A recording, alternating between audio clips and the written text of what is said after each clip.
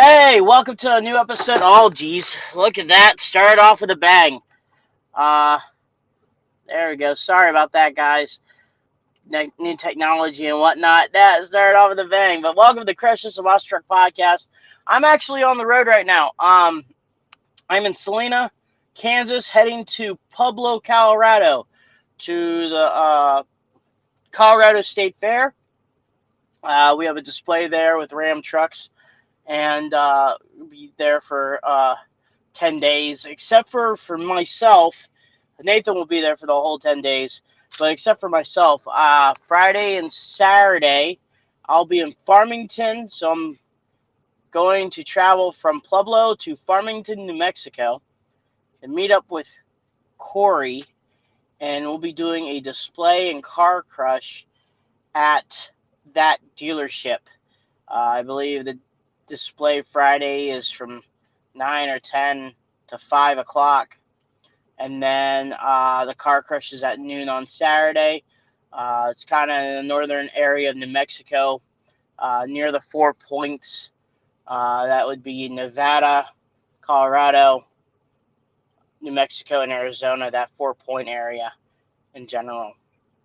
But yeah, I'll be there this weekend. Last weekend, I was at Springdale, Arkansas for the Monster Truck Insanity Tour.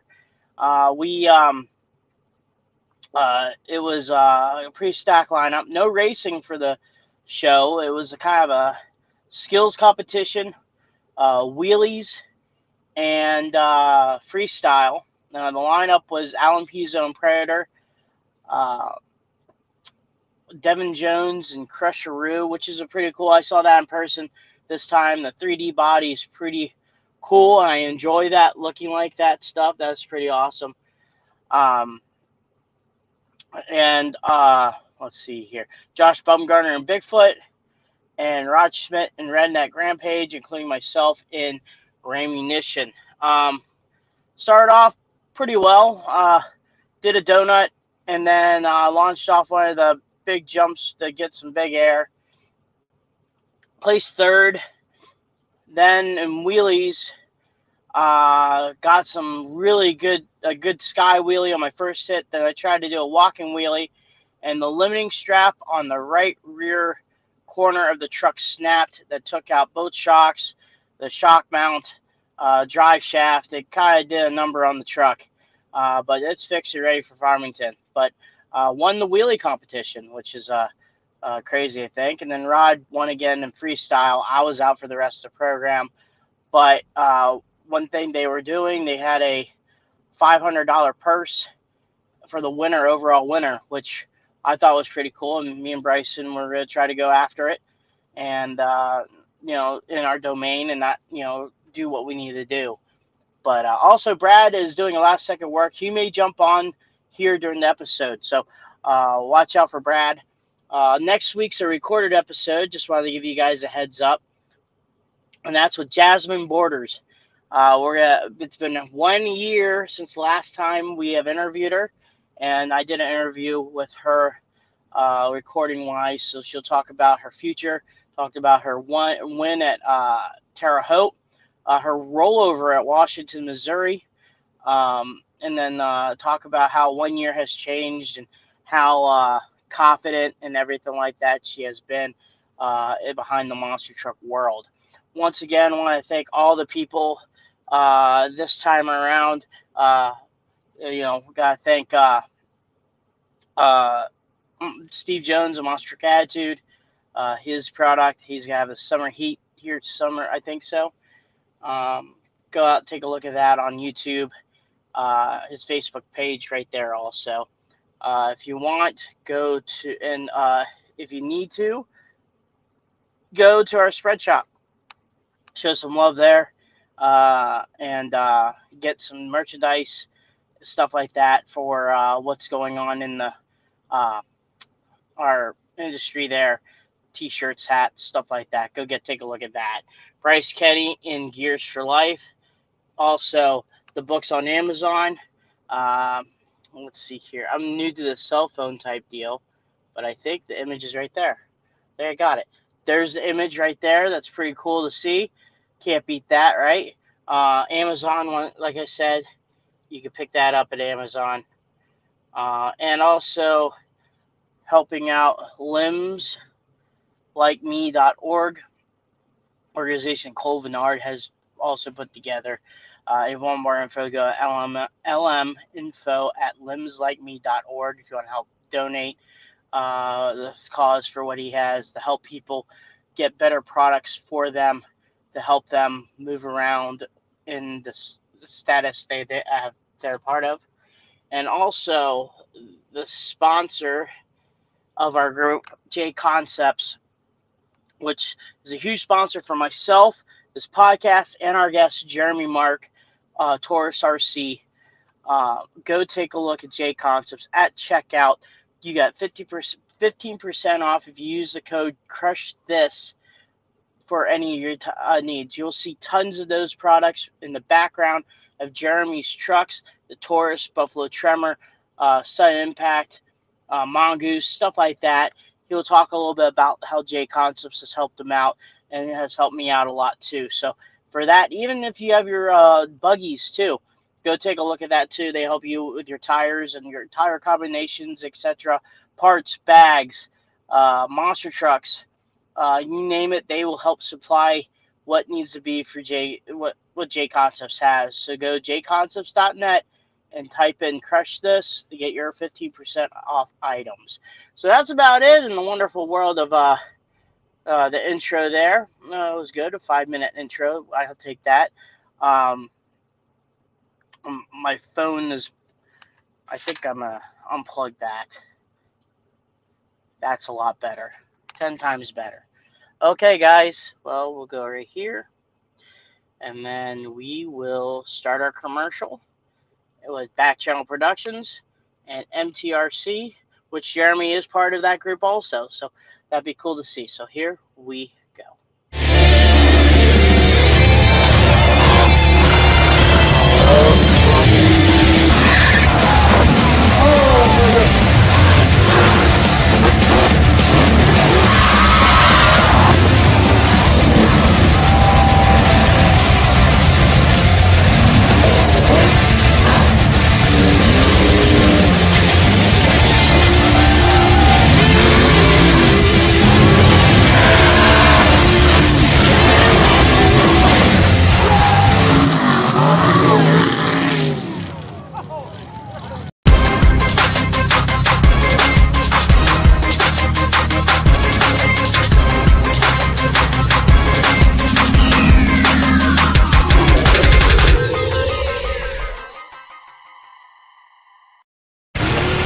This isn't your typical motorsports podcast.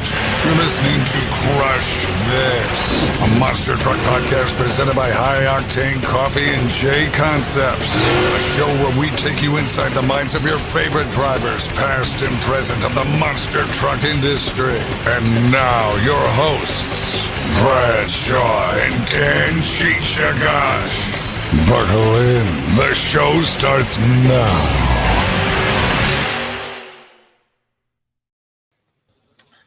Man, what intro that was. David Lee back in the 90s. Did a lot of the Monster Jam commercials and stuff like that, but cool to have him on. But here is Mr. Taurus RC himself, Jeremy Mark. Man, how you been doing? And man, what a good show that we had about last week there at the JB Scale Graphics, I guess, track. I guess it was the Field of Dreams. If you build it, they will come. Yeah. Yeah, I'm doing good. It's nice to have the week. So I didn't have to be on the road like you did this past weekend. I got to actually recover a little bit and get all of these trucks clean, which one of the things that people don't think of with all the RC racing we do. I mean, a lot of us will have 5, 6, 7 trucks at the event. And if they get covered in that clay dust, mud stuff, you got to clean all the tires and everything. So I had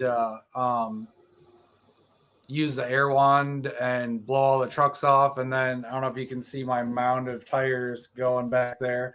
A lot of J Concepts goodness back there. Uh, but yeah, those are the tires for all of these trucks, but for indoor and outdoor racing, since we try and race year round when the schedule allows it and everything. And everything from you talked about in the intro, the MTRC stuff's in the winter, the Childress Racing stuff's been in the winter, and then Trigger King in the summertime, and we'll see what else. There's a lot of new racing organizations popping up around the Midwest, but in Minnesota, I believe it's around Minneapolis. They started racing the last year or two again. They used to race for a long time and brought it back. And then there's a new series in Milwaukee that they race, I think, every weekend or almost every weekend. So I want to try and make that at some point. That's on blacktop. So each of those, the Minnesota guys mostly race on carpet. Milwaukee's like in a parking lot on blacktop. Trigger King's on dirt. And Childress is on tile, and when you do your events in the past, it's been on concrete, and then it's going to be at where Horizon Fest was now this coming So year, it's gonna right? be dirt. It's gonna be a different type of dirt. Yep. Yeah. So, but that's why we have all the tires, because depending where I'm at on a given weekend, like we could be doing the Childress event indoors and Colby's event the day before on dirt and have stuff So ready to go. here's a tech question, actually. So, the tires. If you want to bring two different compounds, you bring behind you, explain to the people the different compounds and what they're used for. Because you have guys that want to build these RC trucks, but they don't know what combo or compound to use. They normally just pick and choose to run, and then they come up to talk to you, going, "Hey, I got this tire, blah blah blah," and then you'd be like, well, you're supposed to use this one, and they don't know what's going on. So give a little detail on the tires from J Concepts, a little tech tip. So, other than the colors, these are just two J Concepts Renegades, and they look like the exact same tire, but this yellow one right here is gold compound. You can't really see it. There's a little gold dot on it, and these other ones have a blue dot, but the gold is for, it's a harder compound. It's for it'd be concrete, blacktop, carpet, those kinds of surfaces where you need the tread to actually bite into something, whereas these softer ones, they do bite into the dirt. The blue compound bite into the dirt. They're for dirt, grass, stuff like that. But also they grip the dirt a lot better. And it's crazy. Like if you put the wrong tires on dirt, like gold, if you're going to pick one that you had for everything, I would do golds because it works for the most things. But if you're using blues versus golds, it's very noticeable when you're using the wrong thing on the wrong surface. And on the dirt, if it's wet down, it shouldn't matter too much. But as it dries out, the blue will really stand out. Whereas if you use blues on polished concrete or tile, you're just sliding. So, and it's the same with any brand, like Proline, RC four-wheel drive, or anything. They'll come in different compounds, and you just want to read the information on what it's best for, because that's how you're going to maximize your performance. But then also, I have a couple different of their tires kind of to show them. But so that was one of the Renegades I showed. This is their J Concepts JCT, which is pretty similar to the BKT tire. And I don't know if I can get in screen. They're basically the same overall height, but the tread for these Renegades probably 3 times taller, and it's more a tight tread, versus this would be more suited for like blacktop or concrete, and you have a bigger face to grip into one of those surfaces. Whereas if you drove these on blacktop, it'll work, but you're going to tear down these treads pretty quick if you're burning out on blacktop. And then these are Golden Years tires, which I don't know how much you'll see it, but the Golden Years are actually noticeably bigger. It's probably a half inch or so. I don't have the exact measurements. And they also have like the Firestorms, which are like these are more like a Goodyear classic one. And then there's the Firestorms would be like the Firestone. It's a little bit taller than these. But these bigger ones, they'll work with any class, but we have to use specific tires for retro class racing just to kind of limit the effectiveness and make them perform more like the 80s trucks that they're supposed to be replicating. But each of the tires um, have their purpose, but especially for dirt, like the Renegades are your best bet, or they have Firestorm. Yeah, I was about to say those Runners are, racers. yeah, the runners are racers. Whichever ones have the bigger lugs, those are really good on dirt as well. And even these golden years are really good.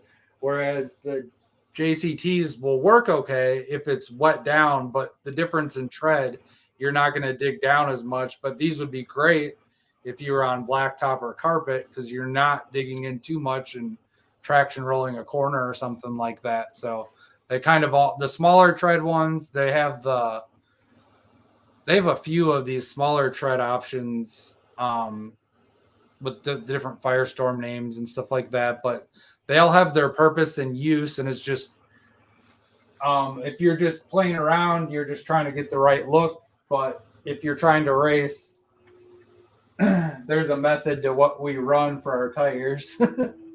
Right, right. Like I started introducing. Well, my retros have the goal years, but on my other trucks, Sport Mod and Pro Mod, I run the Renegade blue and gold compounds for my trucks. Yep. But after that, I may try to experiment with a indoor tire or a a BKT, Yeah. a JCT tire for the indoor like carpet like children's Mhm. runs or tiles and stuff like that because that would help out matters too. Uh, Yeah, if you did and Isaac series on carpet, they might be good for that as well. yeah, like because that mentioned to me like how that is that they'll also keep the tread down up too. Mhm. Then can keep the longevity of my Renegades also from doing that stuff too. Mhm. So let's go with the timeline section here. Were you always a fan of monster trucks? And yeah, how did you get to your point of? We'll go with the RC section later, but Okay. were you always a fan of monster trucks in general? Yeah, so a lot of people don't think of Wisconsin as being a hotbed of monster truck racing. There's like Kodiak comes to mind and stuff like that. Mr. We Twister. had so Mr. Twister, um, he was somewhere around Wausau, Wisconsin, somewhere within about an hour from me is where he was based. And in the 80s, one of the big things was like park in front of a business. So he was parked at the Dairy Queen on the corner in our town like twice a month or something. So you could go either see it was either Twister 1 or 2 or Flashback, depending on the timeline.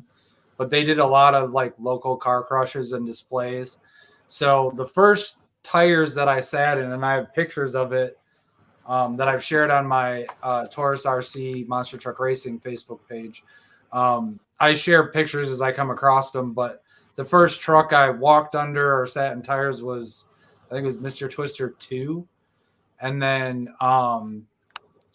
so the other thing is like a lot of the famous monster truck races, there aren't a lot in Wisconsin, but the couple that were, like the Milwaukee Mile or the Pendo race where Snakebite went through the fence into the, Union Grove.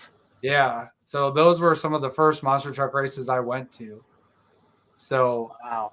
yeah, so like the first time I saw Snakebite was going through the fence, and the first TNT, well, the only TNT race I ever got to see was the USA One air show, basically, where he just was clearing all the cars.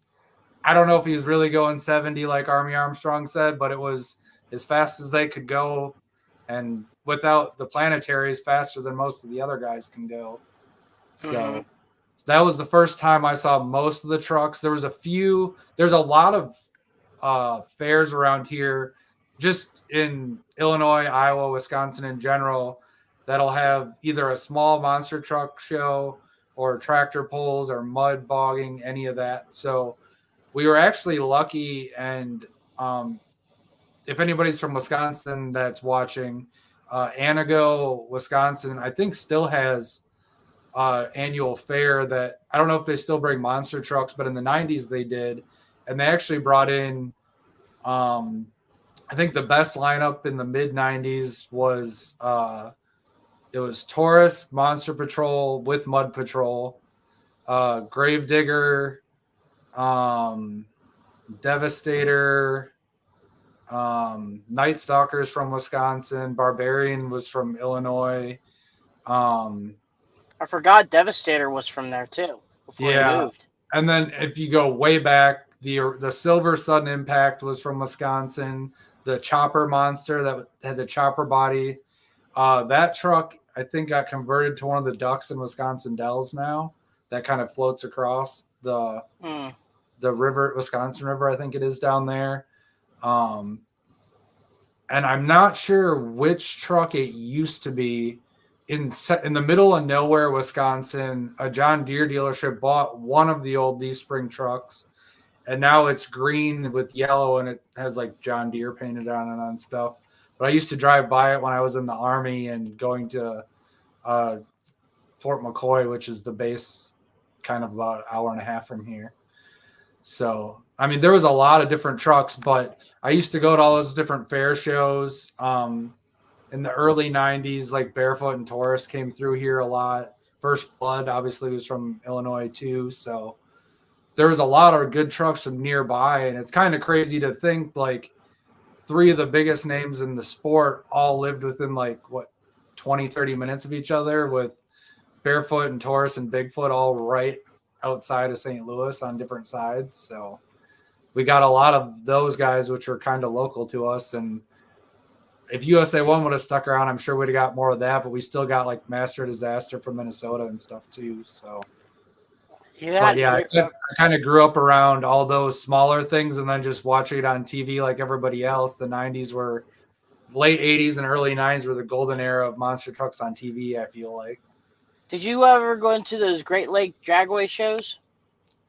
That'd be, so that was before TNT did the Milwaukee Mile.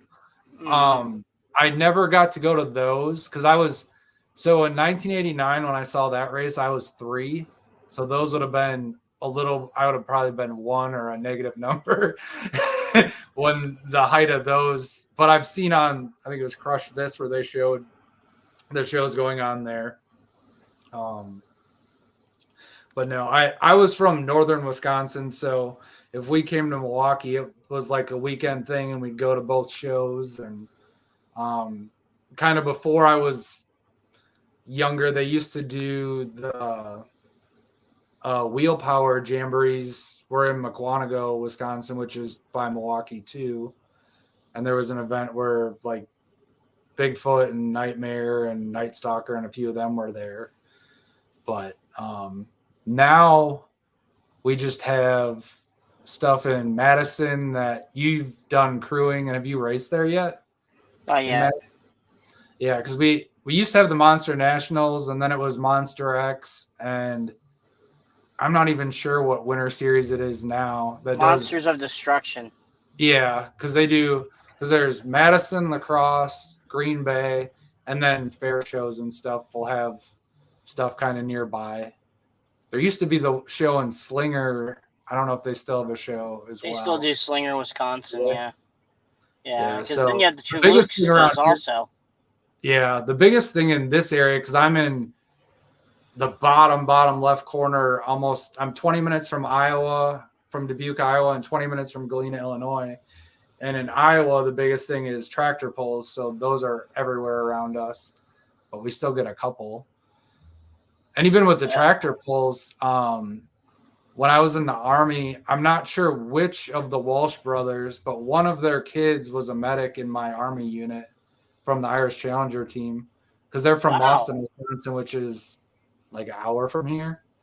But it was just kind of one of those small world things where we were just sitting around at annual training, and he was talking about his family and pulling, and I just noticed Walsh on his name tag, and I was like, I wonder, because it used to be pulling as half of the TNT coverage, and they were one of the contenders other than like Mission Impossible and some of them. So, and their Mr. Chevy. family still pulls. Mm-hmm. They so actually you're really not that far away from Peoria then, right? No, it's maybe 2 hours, something like that. So that's why I was going to try and do some of the Isaac events, because as crazy as 2 hours is, and we talked about this before we came on, a lot of people say like, oh, I wish there was a RC series close to me. It's not close for almost any of us that run Trigger King, except for the couple founding members. And beyond that, I drive 5.5 hours. You drive 3.5, something like that. Mm-hmm. Chris Parrish drives from Kentucky. Troy comes from Colorado. Wayne used to drive from Tennessee. Like everybody drives several hours. So Isaac's 2 hour away stuff in Peoria is actually the closest event to me, because even the freestyle stuff is like 3 hours from me, because it's the opposite side of the state. So Yeah, so people always, when I say, yeah, I'm gonna go Waterloo. Oh, that's not far away, is it? No, it's on the other side of the state. You know, yeah. that's south, I think, south central Wisconsin compared to where I'm from, where that's east central, not Wisconsin, Illinois, east Illinois. central Illinois, and so it's still, I'm pretty much where I'm from. I'm pretty much, you can call that Indiana. You can kind of cross you there in 30 minutes. So we go all the way from there. But I mean, it's always it's always a drive to get somewhere. I mean, I remember driving to Columbia just for some NTRC stuff. We do a lot of that stuff in the St. Louis area, which is not bad. I mean, it's just have some fun with them RC trucks. The trip's not really that bad because you're excited running these things. Yeah. Well, it's kind of to scale because of the 1-1 trucks. You got to drive a day to get somewhere, and we got to drive part of a day to get somewhere. So yeah, that's there's true. still travel. But how is the feeling though of knowing that you have? I mean, you've been there from the start with Trigger King, the 10-year anniversary, and prior to 2020, you went to 3 different spots mainly just based off of weather. So if there was something wrong at the Bigfoot place, then you had to go to that one indoor race track near St. Charles, or you had to go this and that. Yeah. How good does it feel to actually have a permanent home base the last couple of years for Trigger King? Yeah. So I started, I guess it'd be about 2 years into when they did it, but I was one of the earlier members that came from outside St. Louis. So Josh was the big first one, and he'd been racing in Illinois beforehand, but I was one of the guys that started coming from outside that really, when it blew up and there was like 50 trucks in every bracket, it was around when I started. And so it's really nice because it used to be we raced behind Doug's father's machine shop at one point, at the Bigfoot shop, inside and outside, and Smack Track. And now that we have the permanent place, and this past year, John put up a roof over top of it too. And since 2020, we've been racing at his property, and he built a building as big as the dirt track we were racing on over top of it for us. And every, I guess, probably Friday, he empties that out the weekend before and starts getting the track ready for us for the event, which is awesome. So as long as there isn't like terrible lightning, we pretty much can race rain or shine. And it's not super insulated, so we're probably not going to race there in January. But I mean, if we wanted to start in like March or something, we could. And especially this last event, we really got, since the roof got put on, obviously it's not raining and moisturizing and compacting the dirt and everything. So it's taken a couple events for us to figure out how much maintenance and how much watering to get it right. But this last event, the track was about as good as it was outside before, but it took probably about 3 hours of spraying it and turning over the dirt with John's. He had a couple different sleds and rollers to get it all turned over and flattened out, but and then we just kept it maintained throughout the day, spraying it. But it was a really good surface. We just got to keep doing that, and that's with anything. You just got to figure out the first time, and now we're good. Just keep doing that before each event. I know you guys had issues in the previous event with the rocks and stuff like that, Mm-hmm. and try to get the rocks out of, because I was watching the videos as of Mm-hmm. late. If you go to the YouTube, type in Sugar King, they had videos popping up of their last event in July. It seemed like that was a game changer. The Mm-hmm. rocks on the track. You guys Yeah. are pretty much monster truck racing on ice.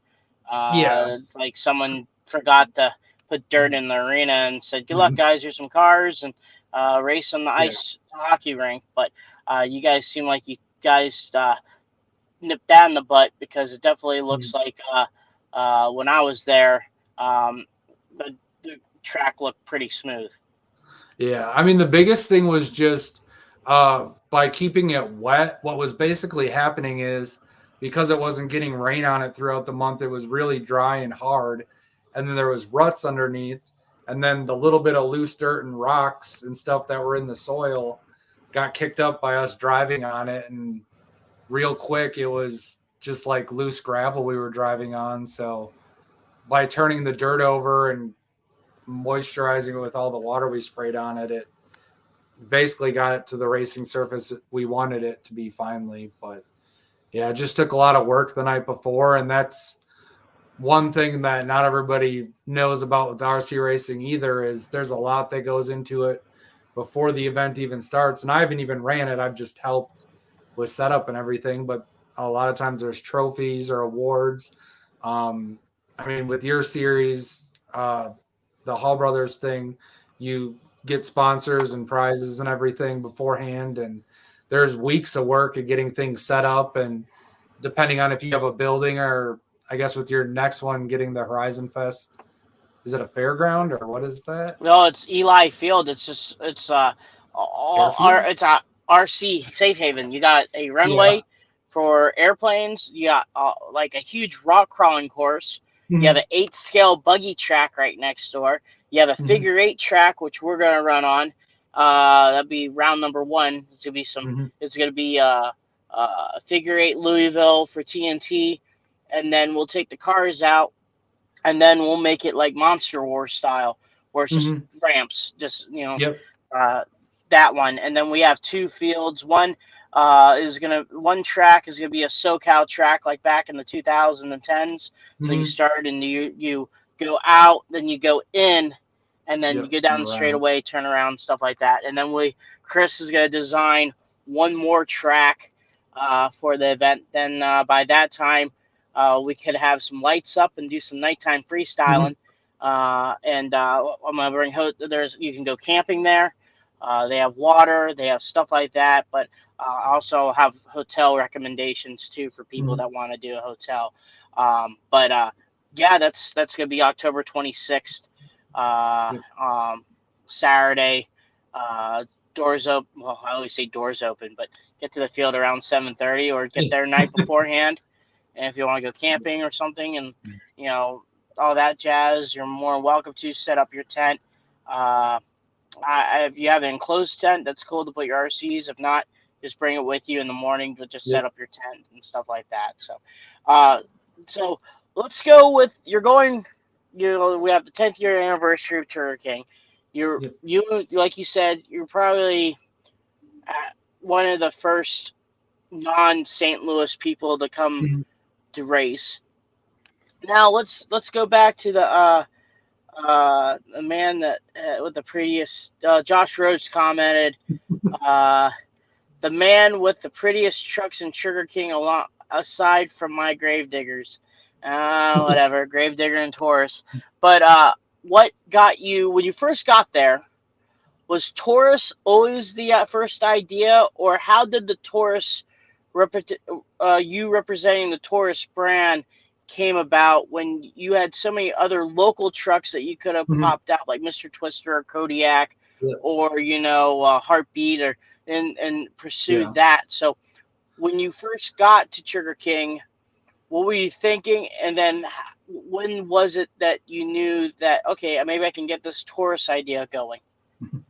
So it's funny that Josh was commenting because one of my first exposure to Trigger King is he posted something from I think it was like a Bigfoot Bash event or something at the old shop.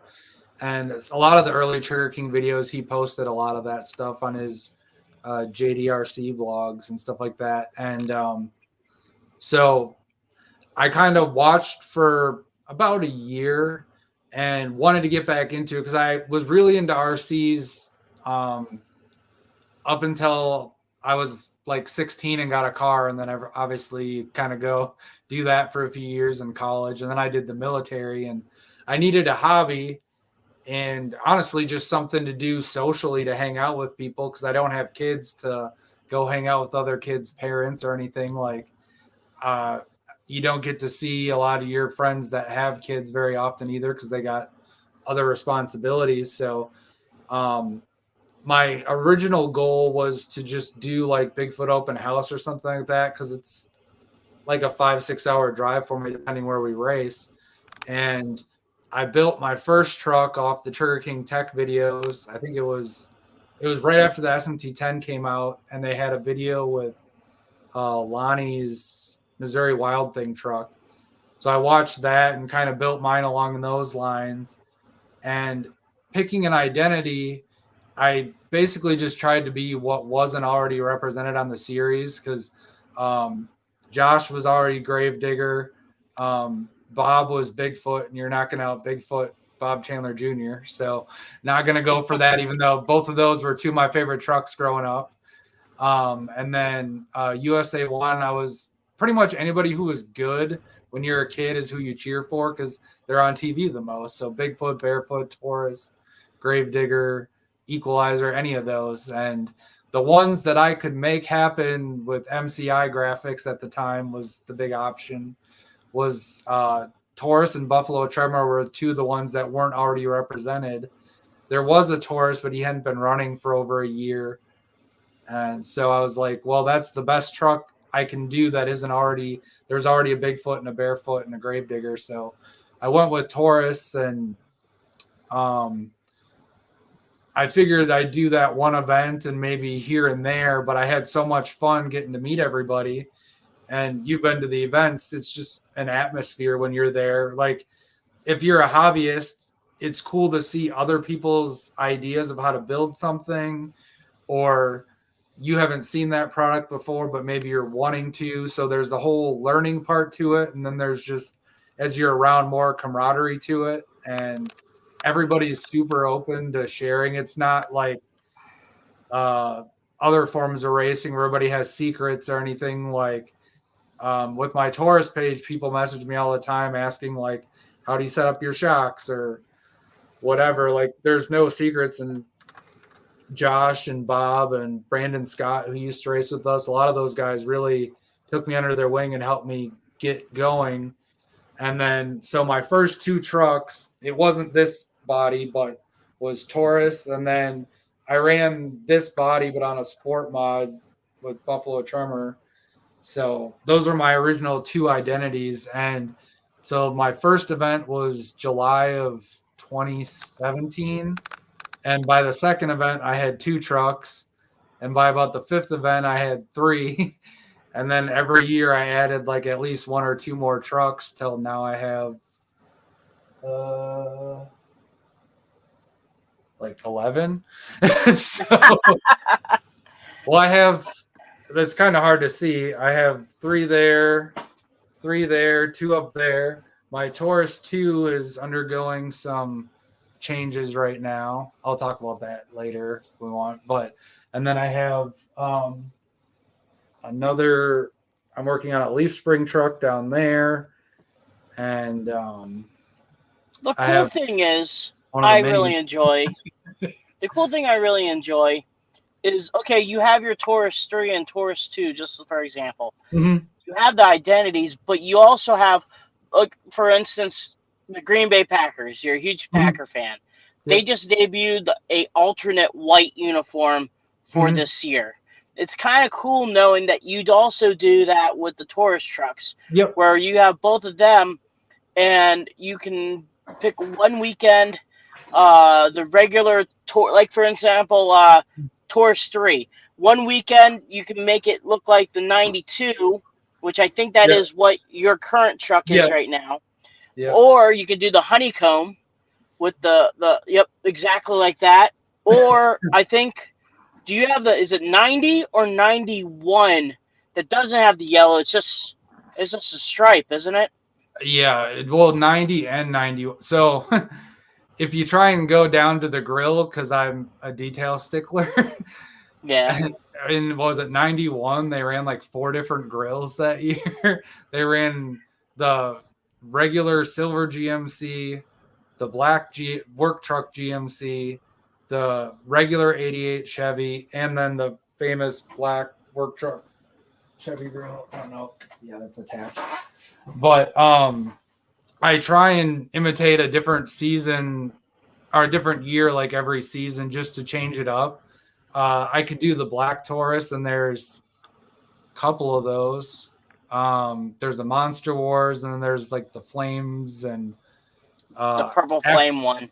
yep. And then after with the Flame one too, over time, I didn't notice it till I was watching. I think it's Team Big Guns Racing, the guy from Hawaii's videos of when the monster trucks came to Hawaii. But that Flames one, the chassis is purple, like a Hmm. metallic purple or a gloss purple or something. And I didn't notice that until I watched his videos because he was right next to him as they offloaded the trailers. Which But was number 3 anyway. yeah, Eldon DeFew did a lot of changes to that truck in those 2 years, and then you had the Taurus with the American flag, purple with the American flag yeah, on it, that one, and then you're entering. I think by that time you're Turpin. entering the world of storm damage. That Yeah, well, crossover between that two.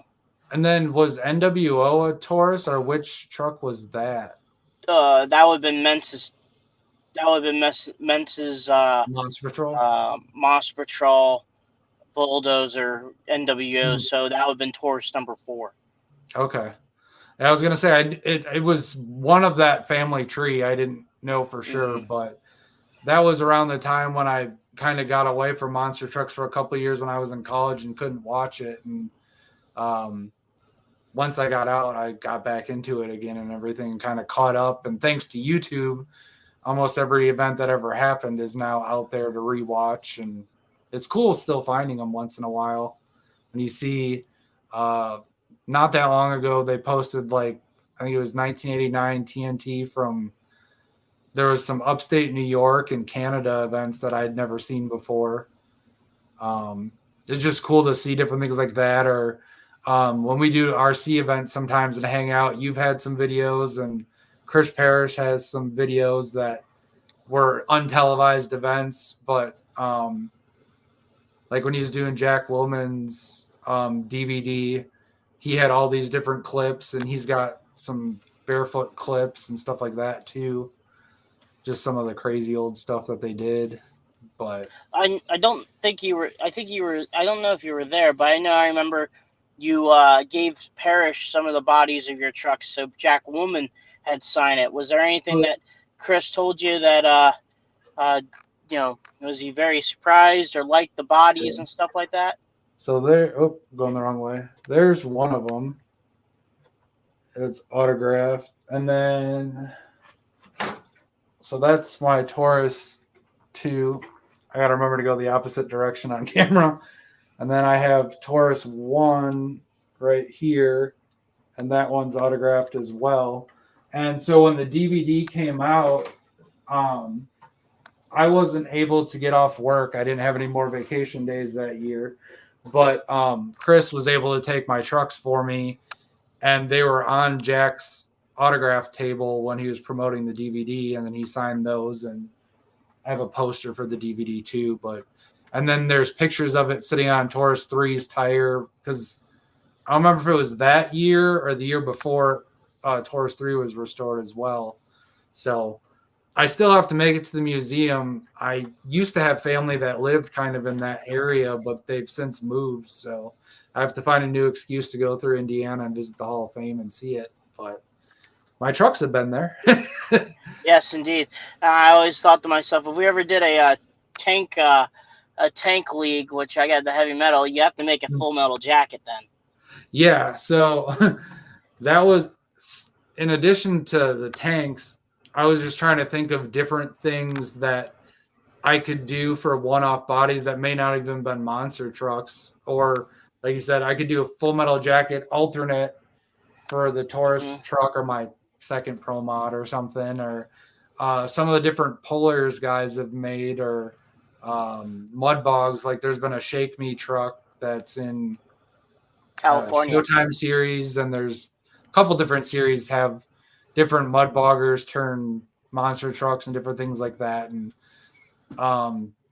so one of the things that really helped my page grow was I do pretty decent replicas of the real trucks. So I try and stick true to that. But I kind of, over the years, grown with it where it's like, so this is Sudden Impact. I don't think it's ever ran a 97 body, but I think it ran the 93 and then went to the, I can't take it off right now, but like the 2004-ish era one and stuff. But I try and do things where I project what it might look like. You did like a modern day Taurus truck at one time, which I really liked. And at the, so I'll grab that really quick. Which that idea that you had, I took advantage of that when I made my 4-wheel crazy. I like how you did that with Taurus, and that's what I did with my 4-wheel crazy truck. Was what it would look like in the modern era if we owned the name of the truck. And I really enjoyed your compliment on that truck. I hand painted the hood, you know, the wheels and stuff. I just thought to myself, like what you said, what would be kind of a modern twist on some of the trucks that you have in general, and all that jazz. But and this was the one you were talking about, where it's just, at the time I started doing a Pro Mod Taurus, there wasn't Vaughters Taurus out there or anything, which honestly came out pretty close to this one. And so did when I first started the Buffalo Tremor stuff, I was running the square body Tremor 2 look with silver wheels and yellow beadlocks, and that's what their version of it looks like. So it's kind of cool that, like, obviously I had nothing to do with that, but it's kind of cool that my guess of what it might look like kind of came true. Just how does it feel? A little bit of lag there, I apologize. But how do you feel about how, you know, people watch the YouTube channels and stuff like that, and, you know, recognize that when they see that truck, they think of Trigger King and your vehicles. And let's be honest, some of the standstill pictures that you take of your trucks are pretty nice. I try to mimic those too, but they come out really, really well. And how do you feel? How do you, you know, it gotta be an awesome feeling knowing that, you know, like in the real monster truck days when you see back in the day, oh look, that's Gravedigger, I'm going to the United States Hot Rod Show, or that's Taurus, I'll see him at a USA show. You know, knowing that people watching, you know, YouTube and all those trucks that you have behind you, when they know that that truck is going to be there, they know that's a Trigger King event. Yeah, it's kind of crazy, but at the same time, it's kind of like the real monster truck guys are. Like, you meet 99% of them, and they're super, like, personable and just normal guys. Like, you meet like a NASCAR driver, and they're a rock star.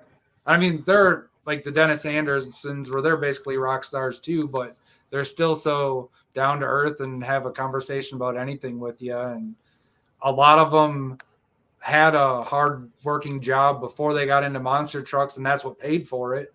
usually, or they might still be doing that on the side. So, and that's one of the reasons I feel like a lot of us connected with it was just how accessible it was. And as a kid, you could go climb on the tires or get up close. And even with the RC stuff now, like the fact that I get lumped in with it, or people think a Gravedigger, and it's either going to be Dan DeFalco in New York or Josh and Trigger King, one of those guys, or it's just cool. Some of it I think is that like these Taurus graphics up here aren't widely available, so it's a lot harder for people to make it happen unless they pay someone to custom paint it. And the ones I have were a lot of hours in Photoshop to make it happen, and the grill and everything like that too, just to get everything. I can bring it down so people can see a little better. But What? Yeah. But like I spent a lot of time, and with the help of John too, with JB Scale Graphics when he was still doing them, making this all kind of come together. And you also have helped out with me because, I try to represent the company I'm with. I have the big boss, and you're actually the main guy that has painted my Executioner trucks. Yeah. I have my red Ramunition that I'm trying to get ready to go with the Warpath, but I have the black and white Raminator that you also created. So I try to do that also, is represent, you have, Bob with the Bigfoots, Josh with the Gravediggers, yourself with Taurus. I try to do a lot of that with the Hall Brothers racing trucks, where because I have a few, unique ones like the Hotsy and Mopar Muscle, and Ramunition's coming out here soon. I did the blue one for the World Finals, but now that's currently in California. But but still, I try that, and I really like you, Josh, John. I really like to thank you guys because you guys did help make my trucks look pretty dang good. So I'm okay with that. Yeah, I mean, one of the biggest things, and I hope that it comes off this way to the guys who drove the real trucks, is we're just trying to honor the guys that we looked up to as kids and like do justice to these replicas, or like my Buffalo Trimmer, a lot of people like too. But I mean, like I made sure like the hood's all cut open. It's got the diamond plating going around the bed, and they just restored this, and that looks great too. And that was the inside joke at the event, saying, "Well, if you keep on landing on your left front, sooner or later the spindle." And then you came over to me and you're like, "It's, oh, geez." I remember you were playing with the left front of that, and you're like, "I think something's wrong." I forget what came loose. Something. I think my knuckle was coming loose or something like that. But we're just trying to pay tribute to the guys that we looked up to as kids, and some of them I've been lucky enough to meet or at least see in person. Like I saw Buffalo Tremor, I think at the Milwaukee Mile show. I'm pretty sure he was with it at that point. But I didn't get to get an autograph. And then like Taurus, I've gotten to see, since they did so many of the local fairs. I've got Eldon, Jack Jr., Jack Sr., all them. So I just try and pay tribute to them, and then just keep, like, thankfully now both of these trucks with it seems like Vaughters is doing a ton of them with the restorations or the tribute bodies and stuff, or even the No Problem and stuff like that too. But he's keeping them alive in real life, and we're just trying to do it in RC form to keep our favorites out there. And there's a lot of awesome current trucks out there too, but since we're trying to do different eras in Trigger King, like the 80s, I want to do trucks that existed in the 80s and the 90s. I want to do trucks that existed then, or even, I guess it wasn't as big of a national truck, but in like the Michigan area, like Mongoose was a really popular truck to people who are from that area. So just trying to keep the memory alive. And honestly, it makes it more fun if you kind of try and put yourself in their shoes at the events, be like, oh, it's Chris Parrish and I have kind of a friendly rivalry where he's the Barefoot Trucks and I'm the Taurus Trucks. Mm-hmm. So we always get hyped up when those two trucks end up meeting in a semifinals or a finals or something. And one of these days I'm going to beat him in those finals when we meet up. Seems like every time we do, I hit a turn car, he gets a perfect run and beats me. But it just makes it more fun seeing those classic matchups, or you see a Bigfoot and Gravedigger, or any of those, Equalizer and Bigfoot, or any of those trucks meeting up. The inner child nerd in me still thinks of what we watched on TV or saw at events too. So we're just trying to keep that alive in RC form and do them justice. And is there any social media people can follow yet? Yeah. So Taurus RC Monster Truck Racing is my Facebook page. I post kind of my event experience and then all the Turkey King videos, and then I've kind of slacked on it this summer, but I usually post things I'm working on as well, just to give people an idea of, oh, I didn't think to do it that way, or when ACRC was around, what's the new coming product that I'm currently building, because I was with them kind of doing their prototype chassis and figuring out the setups, or like right now. So when I first did retro racing, I had a 1-inch stretch chassis. I think it was Sicken Me products. And then we've all switched over to the J Concepts regulator, which is kind of the best retro chassis out there right now. I mean, it's pretty much won every event since it came out, with either Josh or somebody driving it. And what I wanted to do was a lot of the regulator stuff fits stock cloud option parts. So I don't know if you can see it, but this is a 1-inch extension for a stock cloud that I'm going to be drilling and tapping to work in this chassis. So I'm going to have a longer wheelbase regulator. I know Chris Parrish has a kit for that as well, where it's a 1 or 2-inch stretch, but it's not centered. It's front, back, or both. This will be kind of centered so I can keep using the body that I currently have and not throw it off.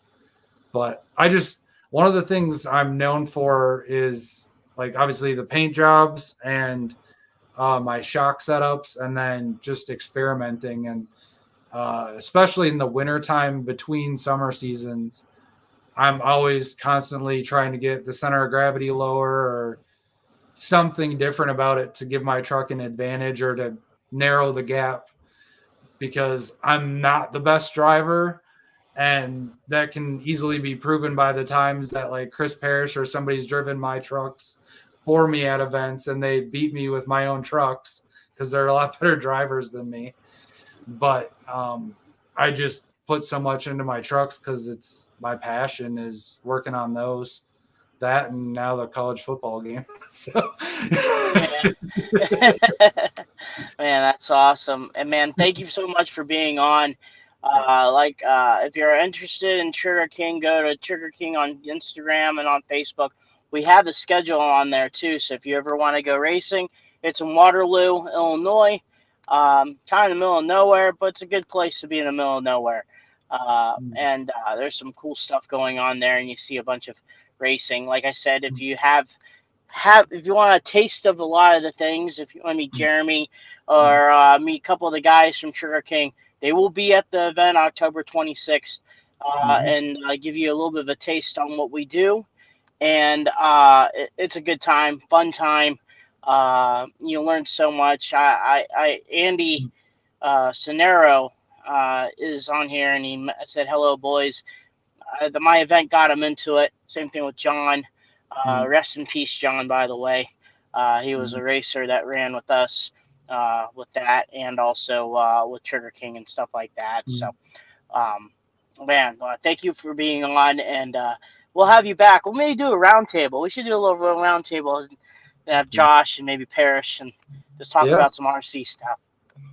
Yeah, sorry for being kind of all over the place. There's just so many directions we could go with it because we're fans of the RCs and the 1-1 trucks, and obviously you're driving the 1-1 trucks, living our dream now and everything. So, thanks for having me on. Thanks to everybody who watched. And if you have any questions, my Taurus RC Monster Truck Racing page, I answer a lot of questions on setups, or if you need directions for the Trigger King events and you want to attend any of that, I help out with that too. So just shoot me a message if you have any questions, and hopefully you guys enjoy our Trigger King racing and MTRC that we've done with Colby and the Childress racing and all the other stuff that we put out over the years and competed at. And it's always fun, like the other week when Cheech is able to come, because we catch up like we're old friends like 5 minutes in every time.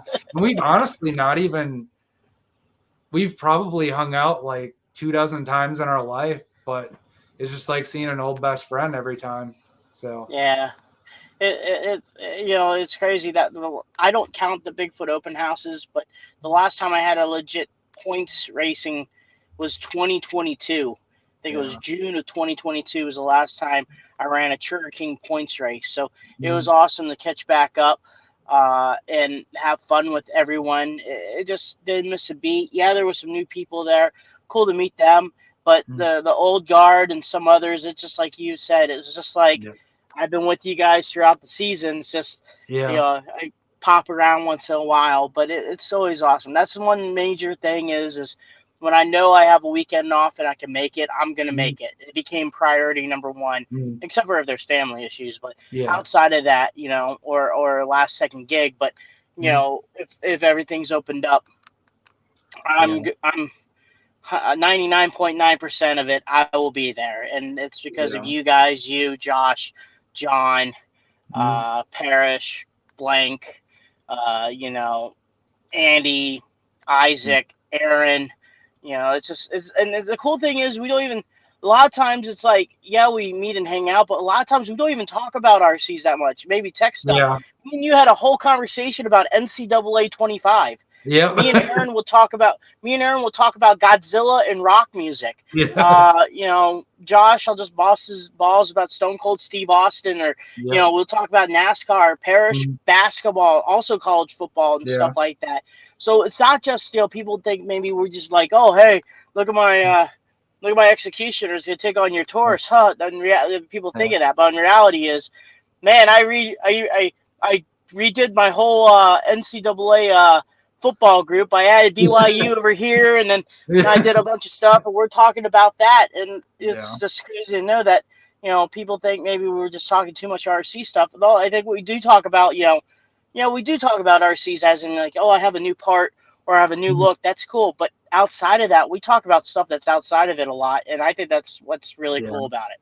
Yeah, I mean, it's just a lot of like-minded people hanging out, and we happen to be RC racing and doing a production at the same time. But really, like, if I was going there to win the event, I've only won a couple brackets in 8 years, but I'm coming back just to hang out with people. I could lose every race and still have a great weekend just Hmm. because you're joking around with people or getting new ideas, or someone compliments, oh, that looks great, or whatever. Like, I mean, like, between talking to people in between the events and at the events, like, almost half my social life is something RC related or whatever. So it's just cool to get to actually hang out with people one weekend a month or 2 weekends a month sometimes. And especially as an adult, like, because as kids, we just hang out with the people out back or down the street. But as an adult, like, especially with social media, like, now it's got to be an event to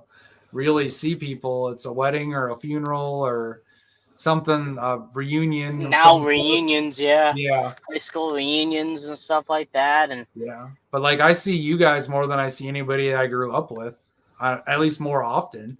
I see them maybe once or twice a year because everybody moves their own directions. Like, you're not living in your hometown. I'm 4.5 hours from mine. So hmm we're just out in the world making it happen. yeah, We're adulting. yeah, that's true.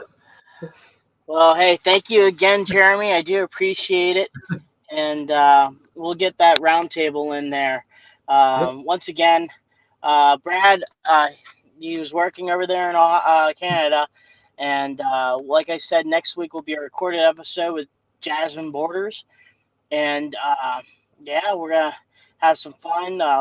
Brad always says, talk to your friends, family members. We're only one phone call away, and also donate blood. Matt Schultz, another RC racer of ours, Bob Jr.'s best friend, mentioned about giving blood and stuff like that for that stuff. So go take a look at that. Uh, we go from there and stuff like that, and uh, man, that is pretty cool. So uh, once again, with Brad Shaw, I'm Dan Chichagosh. Keep the rubber side down and the shiny side up. Bye. Yep. See you guys.